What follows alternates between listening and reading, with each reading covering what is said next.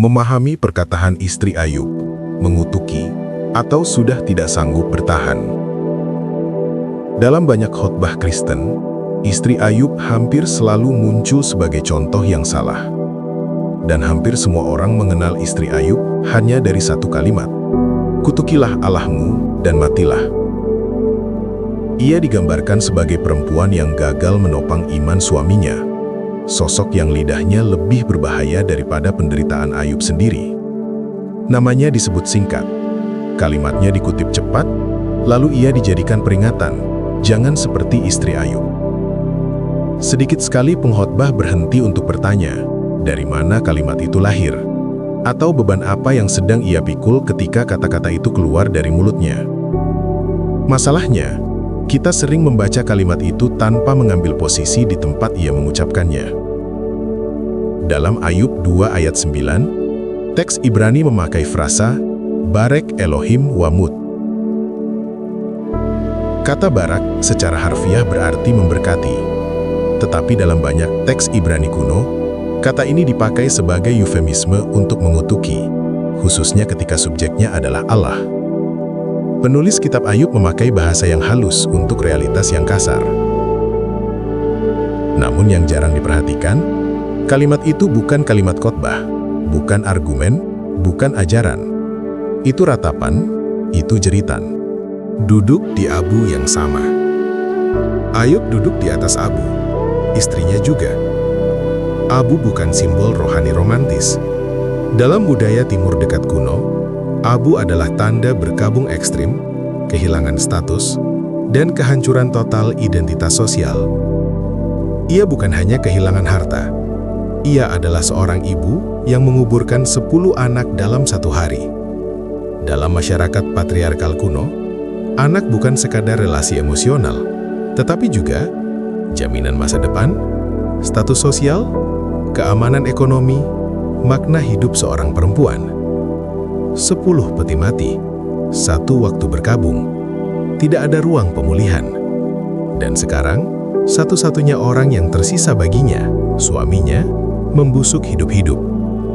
Tubuh Ayub penuh syahin, bisul bernanah. Ia menggaruk dirinya dengan pecahan tembikar.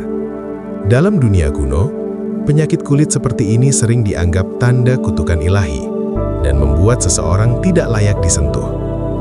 Istri Ayub bukan melihat penderitaan dari jauh, ia hidup di tengahnya.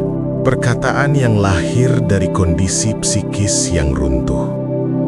Secara psikologis, orang yang berada dalam duka yang berat dan berlapis tidak lagi berbicara dari posisi stabil. Pikiran mereka bekerja di bawah tekanan ekstrim.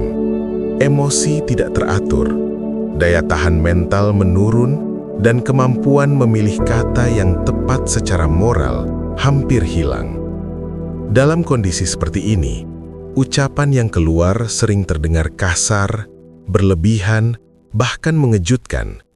Itu bukan tanda kejahatan, melainkan tanda bahwa seseorang sudah berada di batas kemampuannya.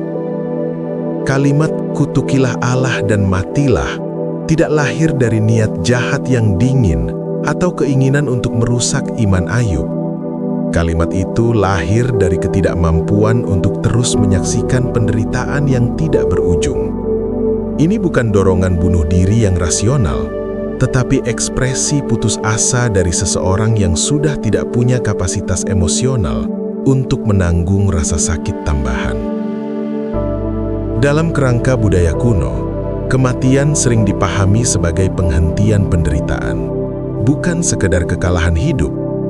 Maka yang diminta istri Ayub bukanlah penghinaan terhadap Allah, melainkan akhir dari rasa sakit yang terus-menerus dan tidak masuk akal. Ia tidak sedang berdebat tentang iman, ia sedang kelelahan secara total. Di saat yang sama, teman-teman Ayub datang dengan kata-kata tertata, logika sebab akibat, dan penjelasan religius yang rapi. Mereka merasa perlu menjelaskan penderitaan, mengklasifikasikannya, lalu menilainya. Mereka berbicara dari jarak aman. Istri Ayub tidak. Ia hidup di tengah penderitaan itu setiap hari. Mereka menganalisis penderitaan. Istri Ayub menanggungnya. Perbedaan inilah yang sering diabaikan, dan justru disitulah letak ketidakadilan penilaian terhadap dirinya. Diamnya Allah yang bermakna. Hal yang sangat penting, Allah tidak pernah menegur istri Ayub. Allah keras terhadap teman-teman Ayub. Ia menyebut perkataan mereka keliru dan menyakitkan. Tetapi terhadap istri Ayub, tidak ada satu kalimat pun kecaman. Diam itu bukan kelalaian, itu pengenalan. Allah tahu perbedaan antara hati yang memberontak dan hati yang hancur. Dalam kitab ini, si penuduh, Hasatan, berbicara banyak. Teman-teman Ayub berbicara panjang. Istri Ayub hanya satu kalimat. Dan justru yang paling sering dihakimi adalah dia. Dipulihkan bersama, bukan sendiri. Ketika pemulihan datang, Ayub tidak dipulihkan sendirian. Istrinya kembali mengandung. Ia melahirkan 10 anak lagi. Ia membangun ulang hidup dari nol. Dengan rahim yang pernah kosong, rumah yang pernah sunyi, dan trauma yang tidak bisa dihapus. Pemulihan bukan penghapusan luka, tetapi kesanggupan untuk hidup kembali meski luka itu nyata. Pertanyaan untuk kita. Mungkin hari ini kita sedang menghakimi seseorang yang berduka dengan cara yang tidak rohani. Mereka marah, mereka berkata keras dan kadang kasar. Mereka mengguncang iman dengan pertanyaan yang membuat kita tidak nyaman. Pertanyaannya bukan, apakah kata-kata mereka benar? Tetapi, apakah kita cukup rendah hati untuk duduk di abu bersama mereka? Allah tidak gentar oleh kemarahan orang yang hancur. Ia tidak bingung membedakan antara pemberontakan dan keputusasaan. Pertanyaannya tinggal satu. Kita mau jadi hakim yang berdiri atau sesama manusia yang duduk di tanah sampai yang lain sanggup berdiri lagi? Pertanyaan untuk kita. Mungkin hari ini kita sedang menghakimi seseorang yang berduka dengan cara yang tidak rohani. Mereka marah, mereka berkata keras dan kadang kasar.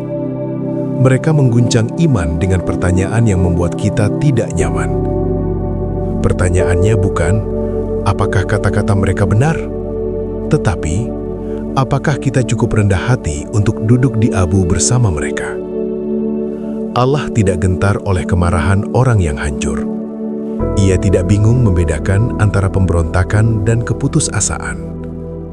Pertanyaannya tinggal satu. Kita mau jadi hakim yang berdiri atau sesama manusia yang duduk di tanah sampai yang lain sanggup berdiri lagi?